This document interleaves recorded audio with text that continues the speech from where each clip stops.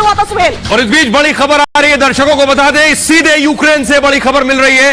रूस के हमले से भारी तबाही, पूरा मार्केट उजाड़ दिया एक धमाके में। वो तस्वीर इस वक्त हम आपको दिखाने जा रहे हैं, देखिए जरा वो तस्वीर है, ये देखिए पूरा मार्केट आपको नजर आ रहा है। बताया जा रहा है एक मार्केट था जिस पर हवाई हमला हुआ है, जिसके बाद सब कुछ तबाह बर्बाद हो गया। तस्वीरों में देखिए, धुएं से आप अंदाजा लगा सकते हैं कितना भीषण हमला था ये। तो ये तस्वीरें आप देखें किस तरीके से धुएं का गुबार जो है आसमान ढकता हुआ नजर आ रहा है। ये तस्वीरें यूक्रेन की आपको दिखा रहे हैं, सीधे ग्राउंड से एक एक तस्वीर आपको दिखा रहे हैं। लेकिन देखिए, दूसरे दौर की वार्ता भी होने वाली है। उससे पहले रूस की तरफ से धमकी, दूसरा तीसरे विश्व युद्ध की आहट परमाणु बमों से। ये बहुत बड़ी बात है, क्योंकि पिछली बार की अगर बैठक की बात करें तो देखिए बेनतीजा रही थी। उसके बाद जब बैठक बेनतीजा रही, तब जो हमले थे रूस की तरफ से वो तेज कर दिए गए थे। इस बार क्या होगा ये देखने वाली बात होगी। Russia is sending a message, Sucharita, ये बात साफ है कि रशिया मैसेज भेज रहा है। जैसे अभी सोहेल बता रहे थे कि ये न्यूक्लियर बॉम्ब का ये अपने आप में कितनी बड़ी खबर है कि भाई आप बैठक से पहले बोल रहे हैं कि थर्ड वर्ल्ड वॉर होगी तो न्यूक्लियर होगी,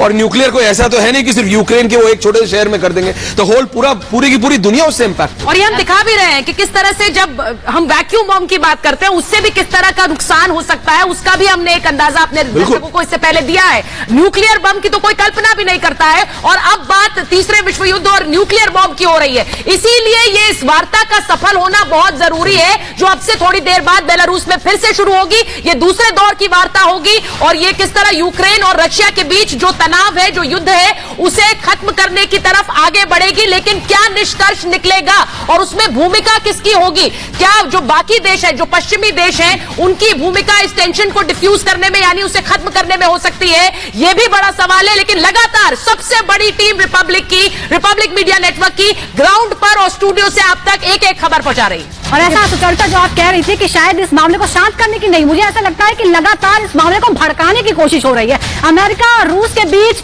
पिस गया यूक्रेन, एक तरह से बलि का बकरा वो बन गया है। लेकिन सुजाता, वो ऑप्शन कुछ नहीं है, निगोशिएशन करना ही पड़ेगा यूक्रेन को, क्योंकि यूक्रेन भी देख रहा है कि इस तरह की तबाही अलग अलग शहरों में हो रही है। अगर कीव तक दस्तक हो गई है सुचरिता, तो ये मुश्किल नहीं है कि कीव पर कब्जा हो जाए, और अगर सीज कर लिया कीव को तो सब कुछ हाथ में आ जाए। लेकिन सलोनी, इन सब बातों के बीच जो बातचीत अभी होनी है, उसके पहले तो रशिया ये दिखा रहा है कि आप और कोई भी हमारे बीच मत आइए।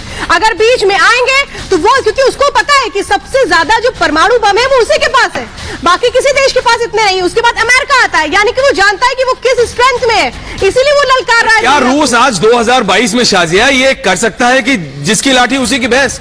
आपने 2022 में हम खड़े हैं, और जब ये तस्वीरें हम दिखाते हैं तो किसी ने सोचा नहीं था कि यूक्रेन में दिन दिहाड़े इस तरह से एक नहीं, पूरे टैंक, पूरी आर्टिलरी यूनिट, पूरे वेस्टर्न फ्लैंक।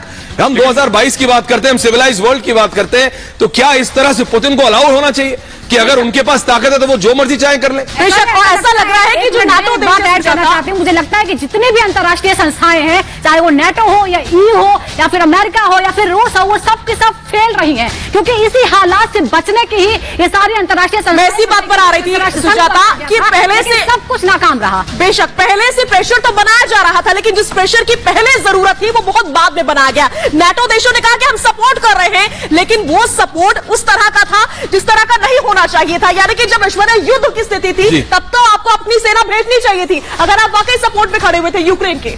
नहीं, लेकिन इस बार सुचरिता लग रहा है पहली बार जैसे यूरोप को ना दर्द फील हो रहा है, चाहे वहां के वेस्टर्न मीडिया की बात करें, क्योंकि जब वो देखते हैं कि मतलब उनको पहली बार ऐसा फील हो रहा है कि उनके अपने लग रहे हैं आज से पहले, और वहां की रिपोर्टिंग में दिख रहा है। वो कहते हैं सीरिया, अफगानिस्तान में था, एशिया में था, अब जब यूरोप के दरवाजे पे आ गया है वो, और अब यूक्रेन यूरोप का भाग बनने वाला है, तो उनसे बर्दाश्त नहीं हो रहा है, उन्हें समझ नहीं आता कि ये हो कैसे गया। और ये बात जो कल बात कही गई, जेलेंस्की द्वारा भी कही गई कि अगर आप लोग हमारे साथ हैं तो ये प्रूव करिए, ये सिद्ध करिए कि आप हमारे साथ हैं। वो बार बार ये कह रहे हैं, क्योंकि वो भी इस बात को महसूस कर रहे हैं कि युद्ध के मैदान में उकसावे की कार्रवाई के बाद छोड़ दिया गया। और ये बात पुतिन तो कह ही रहे थे कि उकसावे की कार्रवाई हमारे लिए। अब जेलेंस्की ने कल कह दिया कि अगर आप हमारे साथ हैं तो सिद्ध कीजिए।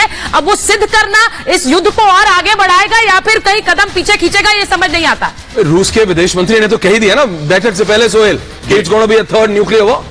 It's a open warning boss, सीधे वार्निंग। मुझे लगता है कि बातचीत से पहले जिस तरह से अब तक का यूक्रेन का रहा है रुख, हर बातचीत से पहले यूक्रेन का कहना है हम झुकेंगे नहीं, हम पीछे नहीं हटेंगे। शायद इसलिए इस बातचीत से पहले कहा गया है कि परमाणु युद्ध हो सकता है और यह तीसरा विश्व युद्ध होगा। कि कम से कम बातचीत की टेबल पर आकर यूक्रेन थोड़ा सॉफ्ट हो, क्योंकि रूस को शायद यूक्रेन का इस तरह का लहजा बर्दाश्त नहीं हो रहा है, उससे पहले की कोशिश चाहिए। यानी आप ये कह रहे हैं कि परमाणु बम की जो धमकी दी जा रही है वो एक तरह से डेटरेंट की तरह है, यानी कि वार्ता है, उस वार्ता से पहले शक्ति प्रदर्शन, ये बता दो कि अगर रूस के लिए युद्ध आगे खींचता है तो वो अपने कदम पीछे नहीं खींचेगा, और इसका सीधा मतलब यह कि वो किसी भी तरह का कदम उठा सकता है, चाहे वो परमाणु हुई क्यों ना हो। और ये देखिए, ये तस्वीरें भी इस वक्त हम यहां पर दिखा रहे हैं। देखिए, पुतिन के जो करीबी है वो मिन्स्क इस वक्त पहुंचे हैं। बेलारूस के विंग्स पूर्व राष्ट्रपति हैं विक्टर, और साथ ही साथ जो सामने आप देख रखे हैं व्लादिमीर पुतिन और विक्टर की ये मुलाकात क्या कह रही है, क्योंकि देखिए हर तस्वीर के मायने होते हैं, और ऐसे में जो ये वार्ता होने जा रही है उससे ठीक पहले ये जो तस्वीर यांकोविच हैं, ये यूक्रेन के पूर्व राष्ट्रपति हैं। ये वो राष्ट्रपति हैं जिनको जब यूक्रेन में जब एक इंटरनल सिविल वॉर हुई थी तो उनको भाग के रूस आना पड़ा था।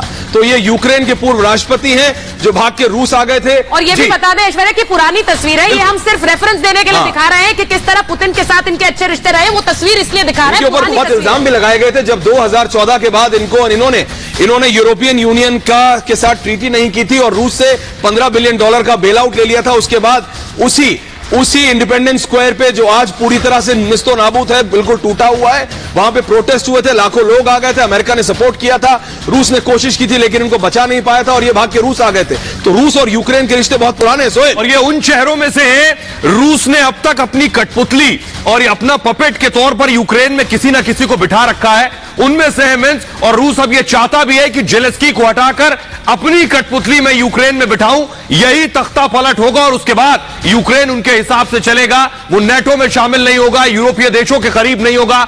अमेरिका की कठपुतली पुतिन ने जेलेंस्की को कहा था, मिन्स्क से अगर मुलाकात हुई है तो क्या ये इसका इशारा है? अभी सूत्रों के हवाले से खबर आ रही है और ये यूक्रेनियन इंटेलिजेंस सोर्सेज बता रहे हैं कि भाई विक्टर यांकोविच अभी मिन्स्क पहुंचे और उनका मिन्स्क पहुंचना अपने आप में महत्वपूर्ण है, क्योंकि वो तो मॉस्को में थे और वो मिन्स्क पहुंचे हैं तो वहां पे क्योंकि बातचीत की महत्वपूर्णता है, तो क्या रशिया बैकरूम, क्योंकि वो दिखा रहा है कि वो बहुत पावरफुल है, टैंक है, आर्टिलरी चल रहे हैं, लेकिन backroom talks are also on. और इसीलिए हम ये कह रहे हैं कि पुतिन का ये जो प्लान है, ये पूरी बातचीत को किस दिशा में मोड़ना है, उस प्लान को क्या डिकोड कर रहे हैं हम आपके सामने रख रहे हैं। वो शख्स जो कि यूक्रेन के राष्ट्रपति रह चुके हैं, जो पुतिन के करीबी रह चुके हैं, इतने साल जिस तरह से पुतिन ने यूक्रेन के साथ रिश्ते रखे, वहां पर जिन लोगों ने रूल किया या फिर नेतृत्व किया, पुतिन के करीबी उन्हीं में से एक अभी पहुंचे हैं मिन्स्क, और वहां पर इस बातचीत को किस दिशा में ये मोड़ेंगे उसके बारे में भी समझिए, क्योंकि ये बिल्कुल। और एक और ब्रेकिंग न्यूज आ रही है, एक और ब्रेकिंग न्यूज, बड़ी जानकारी ग्राउंड जीरो से रूस